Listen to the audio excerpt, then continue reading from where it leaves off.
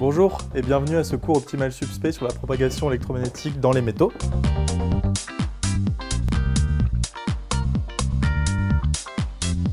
Alors dans le dernier cours, on avait vu la propagation électromagnétique dans un plasma. Je vous rappelle un petit peu le contexte, qu'est-ce que c'était. On s'est intéressé à ce qui se passe quand on a une onde électromagnétique qui est incidente sur un milieu, qui est un plasma. Et un plasma, c'est un milieu où il y a à la fois des électrons libres et des ions, des ions positifs, en général des cations libres, de se déplacer.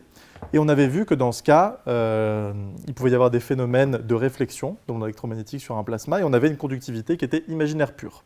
Là, cette fois-ci, on va voir un autre phénomène, cette fois-ci de propagation aussi dans un milieu conducteur, mais cette fois-ci, le conducteur auquel on va s'intéresser va être un métal, donc un conducteur ohmique. Et comme on va le voir, les choses peuvent être assez différentes dans ce cas-là. Alors déjà, qu'est-ce qu'un métal par rapport à un plasma? Un métal, c'est un ensemble d'électrons libres, essentiellement. Donc un métal, c'est un cristal. Et dans ce cristal, vous avez chaque atome du cristal qui va donner des électrons à la structure. Certains de ces électrons seront des électrons de valence, donc ils vont être fixés, en quelque sorte, ils vont être fixes au niveau des atomes auxquels ils appartiennent. Et vous avez d'autres électrons qui vont être les électrons qui sont dits de conduction, qui sont délocalisés à l'intérieur de la structure, donc ils peuvent se déplacer, par exemple, sous l'effet d'un champ électrique extérieur. Donc on a cet ensemble d'électrons libres, donc les électrons de conduction dans le métal, et on va s'intéresser à l'interaction entre ces électrons libres et un champ électrique, une onde électromagnétique incidente sur le métal. Alors quelques petits rappels d'ordre de grandeur qui sont à connaître. Un électron, sa masse c'est environ 9-10 puissance moins 31 kg, donc c'est très léger, c'est à peu près demi-fois plus léger qu'un proton par exemple, et sa charge qui vaut moins 1,6 10-19 coulombs. Alors, on va commencer par quelques petits rappels. Alors, plus exactement, on va reprendre un peu les calculs qu'on avait fait dans la vidéo sur les plasmas, que je vous invite à regarder si vous n'avez pas encore vu. Donc, comme d'habitude, qu'est-ce qu'on fait pour étudier l'interaction entre le système électronique et l'onde électromagnétique? On va commencer par considérer un électron et on va regarder qu'est-ce qui se passe, à quel type de force il est soumis, etc. Donc, l'électron, il est soumis essentiellement à la force électrique qui provient du champ électromagnétique et une force phénoménologique de frottement. Alors d'où viennent ces frottements? On en avait déjà parlé.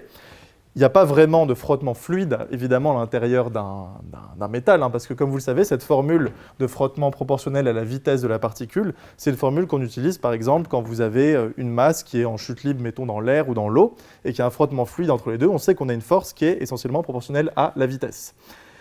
Il se trouve que dans un métal, il y a d'autres phénomènes qui peuvent se passer qui sont assimilables à des phénomènes de frottement, parce que c'est aussi des phénomènes de perdition d'énergie. Donc vous avez par exemple un électron qui peut se collisionner soit sur des défauts du cristal, ou sur ce qu'on appelle des phonons, c'est-à-dire des vibrations du cristal, et les collisions sur ces défauts peuvent être modélisées en fait par une force de frottement fluide. C'est pour ça qu'on va utiliser ce type de force. Alors il y aurait d'autres forces à rajouter, par exemple la force avec le champ magnétique de l'onde. Comme on l'a vu, tant que les électrons ne sont pas relativistes, cette force est négligeable. Il y aurait également le poids de l'électron, mais comme on l'avait également vu, avec une masse aussi faible, le poids va toujours être négligeable par rapport aux autres forces. Donc on a juste ces deux forces-là, et donc on peut appliquer la seconde loi de Newton à un électron pour obtenir cette équation.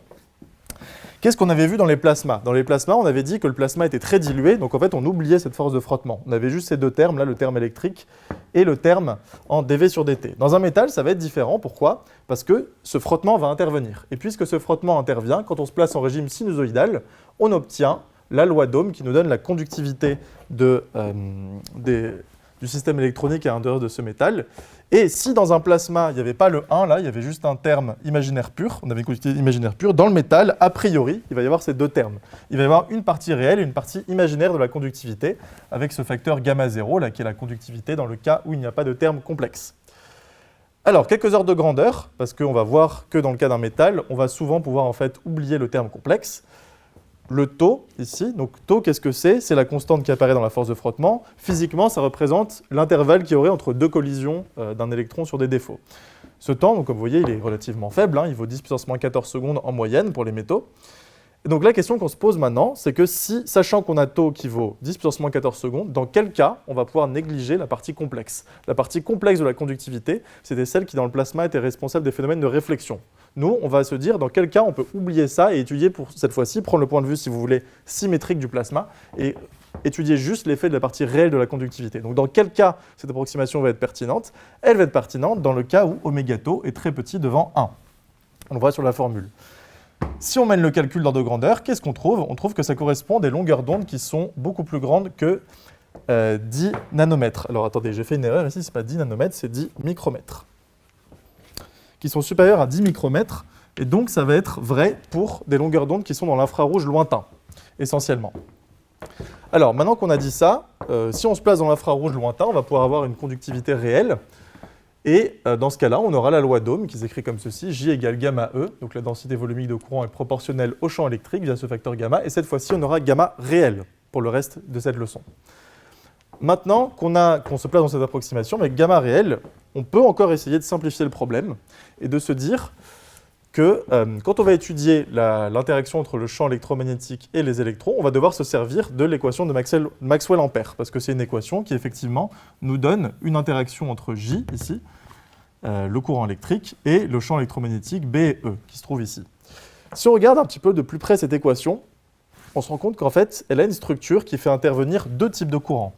Pourquoi? Parce qu'on a le rotationnel de B qui est égal à mu0 fois J, la densité volumique de courant qu'on connaît bien. C'est ce J-là qui va être proportionnel au champ électrique via la loi d'Ohm dans un métal. Et en fait, ce deuxième terme-là, on peut l'interpréter comme étant lui aussi un courant. Mais c'est un courant qui est un petit peu différent. Alors on va voir tout de suite pourquoi. Vous voyez qu'on peut factoriser cette équation par mu0 pour obtenir mu0 fois quoi? Fois J plus epsilon0 dérivé du champ électrique par rapport au temps. Et ce fameux epsilon0 dérivé du champ électrique par rapport au temps, on va appeler ça J indice D, c'est ce qu'on appelle un courant de déplacement. Alors ce courant de déplacement, comme on le voit, il est proportionnel à la dérivée temporelle du champ électrique. Qui dit dérivée temporelle dit, quand on est en régime sinusoïdal, dérivée temporellement, ça revient à multiplier par la pulsation. Donc en fait, ce courant va être d'autant plus grand que la pulsation est grande. Et comme on va le voir tout de suite avec un calcul d'ordre de grandeur, en fait, ce terme, il va essentiellement être important uniquement quand on est à très haute fréquence. Si on regarde les ordres de grandeur de ces deux types de courants, vous avez le premier courant qui provient de la loi d'Ohm qui vaut gamma fois E en ordre de grandeur, et le deuxième courant en ordre de grandeur, il vaut quoi? Il vaut epsilon 0 fois la dérivée de E par rapport au temps, c'est-à-dire oméga fois E. Donc quand on compare ces deux termes, on voit qu'en fait, ça revient à comparer epsilon 0 oméga et gamma. Et donc, nous, on va vouloir négliger ce courant de déplacement pour simplifier le problème tout simplement, et on va se demander dans quel cas peut-on le négliger, dans quel cas ça va être pertinent. Et bien le cas où il est pertinent de négliger ce courant de déplacement, on voit que c'est dans le cas où epsilon 0 oméga est très petit devant gamma. Et puisque cette condition revient à dire il faut que soit la fréquence soit suffisamment petite, puisque epsilon 0 bien entendu est une constante, ou alors que gamma soit très grand, qui dit gamma grand, donc grande conductivité, dit bon conducteur. Donc cette approximation, on appelle ça l'approximation des bons conducteurs. Si jamais la conductivité gamma est très grande devant le produit de epsilon 0 oméga, dans ce cas-là, ça ne sert à rien de considérer ce courant de déplacement, on peut juste l'enlever de l'équation de Maxwell-Ampère et ça simplifie le problème. Alors, une fois qu'on a écrit de manière formelle cette approximation, on peut se demander dans quel cas elle est vérifiée, bien entendu. Si on prend par exemple le cuivre, qui est un très bon conducteur, c'est le conducteur habituel qu'on a dans les fils électriques par exemple, sa conductivité est d'environ 10 puissance 7 siemens par mètre. Cette approximation, elle va revenir en fait, epsilon 0 oméga très petit devant gamma. Si on fait le calcul en remplaçant oméga par son expression en fonction de la longueur d'onde, on trouve que ça va être vrai pour des longueurs d'onde qui vont être plus grandes que 28 picomètres. Alors 28 picomètres, je ne sais pas si vous voyez, ça fait vraiment des très petites longueurs d'onde. Donc même si on va dans l'ultraviolet assez lointain, à des fréquences qui sont encore plus élevées que la lumière visible par exemple, on sera toujours dans l'approximation des bons conducteurs dans le cadre du cuivre. Il faudrait vraiment aller à des fréquences très élevées, des rayons très énergétiques, par exemple les rayons cosmiques ou des choses comme ça. Donc en vrai, ce qu'il faudra retenir, c'est que on se placera toujours, quand on est dans un conducteur du style le cuivre, l'or, un très bon conducteur, on sera toujours dans l'approximation des bons conducteurs, sauf si vraiment on a affaire à des fréquences qui sont colossalement grandes. Donc pour tout le reste de la leçon, on considérera qu'on est dans deux approximations, à la fois l'approximation gamma réelle, ici, donc on oublie tous les effets gamma imaginaires purs qui interviennent par exemple dans les plasmas, et on se place par ailleurs dans l'approximation des bons conducteurs, dans lequel on peut négliger le courant de déplacement dans l'équation de Maxwell-Ampère. Et on va voir tout de suite, dans une deuxième partie, quel va être l'effet de ces deux approximations sur la propagation du champ à l'intérieur d'un métal. Alors, dans cette partie, on va voir du coup les conséquences des approximations qu'on a posées en première partie sur la propagation du champ dans un métal. Alors, je vous rappelle les hypothèses, donc les approximations qu'on a supposées ici. La première est que la fréquence est suffisamment faible, de sorte que oméga tau soit très petit devant 1. Ça nous permet d'avoir une conductivité réelle, strictement. Et par ailleurs, on a supposé qu'on est dans l'approximation des bons conducteurs, qui veut dire qu'on peut négliger le terme de courant de déplacement en epsilon 0 dE sur dt à l'intérieur de l'équation de Maxwell-Ampère. Donc sous ces deux hypothèses, les équations constitutives, donc les équations de Maxwell, qui vont décrire l'interaction entre le champ électromagnétique et les sources, ici le courant J, vont s'écrire de la sorte. Donc on a la divergence de E qui est nulle, ça c'est vrai parce que le métal est localement neutre, donc il n'y a pas de densité de charge électrique localement. La divergence de B est nulle comme d'habitude. On a aussi l'équation de Maxwell de Faraday qui ne change pas. Et l'équation de Maxwell-Ampère se trouve simplifiée parce qu'on a enlevé le terme de courant de déplacement. Donc on a simplement le rotationnel du champ magnétique qui est égal à mu0 fois J. Et puisqu'on a la loi d'Ohm où J est proportionnel au champ électrique, on a en fait rotationnel de B qui vaut mu0 fois gamma fois E le champ électrique. Alors maintenant, pour savoir comment se comporte le champ électromagnétique à l'intérieur du métal, c'est toujours la même méthode. Il va falloir qu'on combine les équations de Maxwell entre elles pour avoir une équation qui va décrire l'équation du mouvement, si vous voulez, l'équation de propagation du champ. Alors, la méthode générale qu'on applique, c'est qu'on combine les équations de Maxwell-Faraday et de Maxwell-Ampère ici. Alors, comment fait-on? C'est toujours pareil. On commence par prendre le rotationnel de l'équation de Maxwell-Faraday, ici. Donc, on a le rotationnel du rotationnel de E, qui vaut moins le rotationnel de la dérivée de B par rapport au temps. Et on a une formule qui donne le rotationnel du rotationnel de E, qui est égal au gradient de la divergence de E. Donc ça, c'est une formule qu'on vous redonnera, moins le Laplacien de E. Et qu'est-ce qu'on va avoir qui va nous simplifier la vie?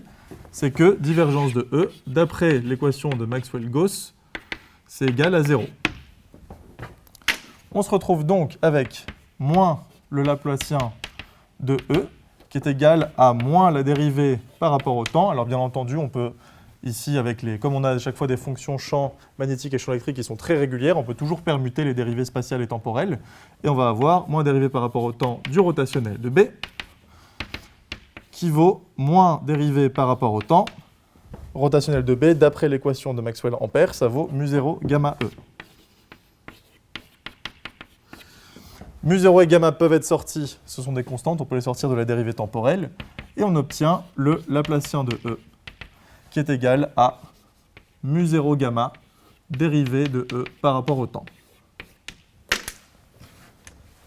Voilà l'équation du mouvement ou l'équation de propagation du champ électromagnétique à l'intérieur du métal. Alors, cette équation est très intéressante, il y a beaucoup de remarques à faire là-dessus. La première, c'est que, comme vous vous souvenez, comme on avait vu dans les autres vidéos, par exemple, sur la propagation des ondes mécaniques dans une corde ou dans un solide, quand on faisait ces petits calculs, alors ce n'était pas du coup avec les équations de Maxwell, c'était avec des équations du mouvement pour des masses ou pour la corde, etc. À la fin, on tombait toujours sur l'équation d'Alembert. C'était l'équation d'Alembert qui décrivait la propagation des ondes. Comme vous le voyez ici, ça a un peu la tête d'une équation d'Alembert, mais attention, ce n'est pas du tout l'équation d'Alembert qu'on a obtenue. Pourquoi? Ici, vous avez un Laplacien. Un Laplacien, c'est essentiellement une dérivée seconde par rapport à l'espace. Et là, vous avez une dérivée par rapport au temps, mais c'est une dérivée première par rapport au temps. Dans l'équation d'Alembert, vous avez une dérivée seconde par rapport à l'espace et une dérivée seconde par rapport au temps. Ici, le fait que ce soit une dérivée première uniquement, ça change toute la physique du problème. Pourquoi? Parce que, si vous vous souvenez, la remarque qu'on avait faite dans le cas de l'équation d'Alembert, c'est que c'était une équation qui était une équation réversible, puisqu'il y avait une dérivée seconde par rapport au temps. Ici, on voit que c'est une équation irréversible, parce qu'il y a une dérivée première. Ça, c'est non invariant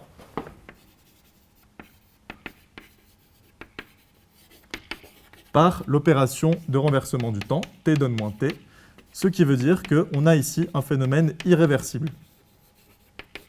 Alors, on aura l'occasion d'en parler beaucoup plus sur le cours sur la diffusion de la chaleur, mais d'où vient l'irréversibilité? Ici, ce n'est pas très compliqué de le voir. L'irréversibilité vient du fait que, dans ce problème, on a considéré des frottements. Vous avez vu, on a mis une force de frottement ici, qui était en moins m sur tau fois la vitesse.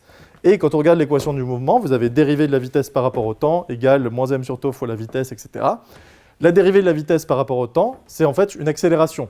Donc une accélération, c'est une dérivée seconde par rapport au temps, donc ça ne brise pas la symétrie, autrement dit, ça reste réversible. Par contre, le fait qu'on ait mis juste une vitesse comme force, la vitesse est une dérivée première par rapport au temps, et c'est à cause de ça qu'on a un phénomène irréversible, qu'on a un phénomène de frottement, de perte d'énergie.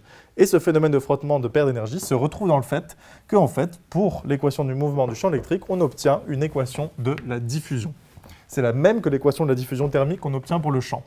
Puisque c'est une équation de diffusion, on peut faire toutes les analogies qu'on veut avec la diffusion thermique. En particulier, nous avons ici une diffusivité qui va s'écrire 1 sur mu0 fois la conductivité. C'est notre coefficient de diffusivité du champ électrique à l'intérieur du matériau. Et il va y avoir le même genre de conséquences que dans le cas de la diffusion thermique. Donc je vous invite à regarder la vidéo également sur la diffusion thermique, où toutes les analogies que je fais là sont les mêmes que dans le cas thermique.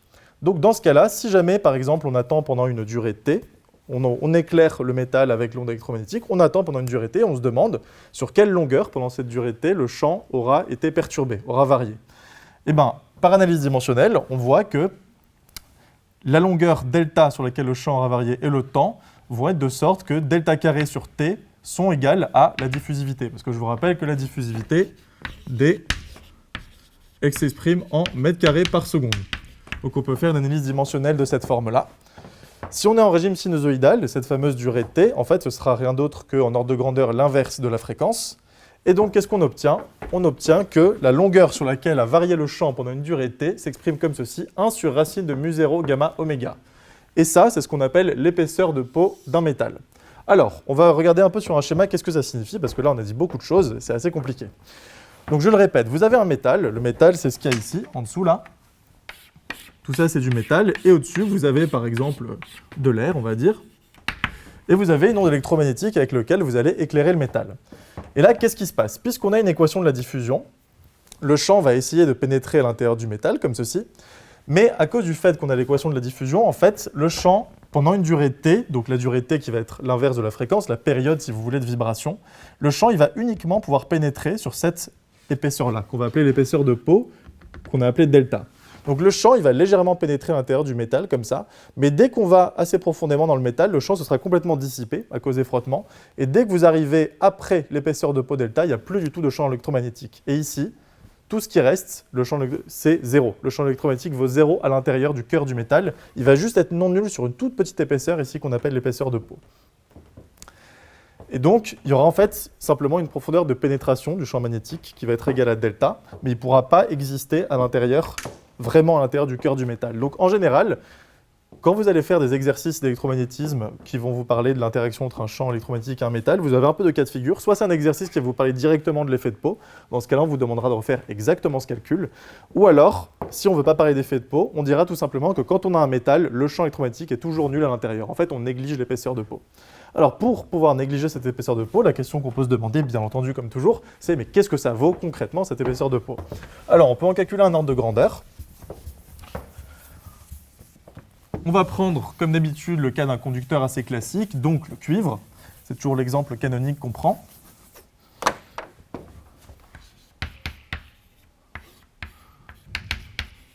Donc le cuivre, vous avez sa conductivité 6 10 puissance 7 siemens par mètre. Et on va prendre une fréquence. Alors on va prendre une fréquence très très basse pour voir ce que ça nous donne. Une fréquence de 50 Hz.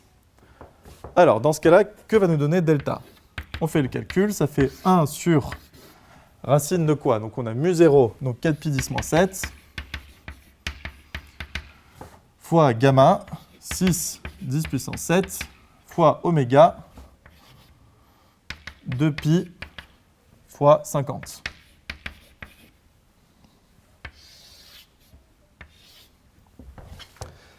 Alors, vous avez les 10-7 et les 10 puissance 7 qui vont se simplifier. Et je vous laisse faire le calcul. Qu'est-ce qu'on trouve? On trouve une épaisseur de peau d'environ 10 cm.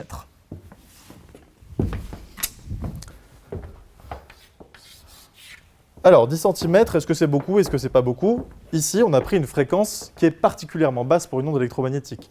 50 Hz, c'est le genre de fréquence que d'habitude vous rencontrez plutôt par exemple en acoustique. 50 Hz, c'est une fréquence qui est assez grave, qui est audible en acoustique, mais pour une onde électromagnétique, c'est des fréquences très très basses. Beaucoup plus basses que même par exemple les ondes radio qui sont déjà de basse énergie, de basse fréquence. Donc vous voyez que même quand on prend une onde très très peu énergétique à 50 Hz, on a une profondeur de peau qui n'est pas si épaisse que ça. Et comme vous le voyez, plus la fréquence va être élevée, plus la profondeur de peau va diminuer. Donc pour tout ce qui est la conclusion, en fait, c'est pour tout ce qui est les ondes qui seront les ondes un peu plus habituelles, on va dire en électromagnétique, donc les ondes radio, les ondes infrarouges, etc. Vous aurez des profondeurs de peau qui seront de plus en plus petites, qui pourraient être de l'ordre de quelques millimètres, quelques microns, voire même encore plus petits que ça. Donc en général, pour les ondes électromagnétiques classiques, on va dire, donc radio, IR,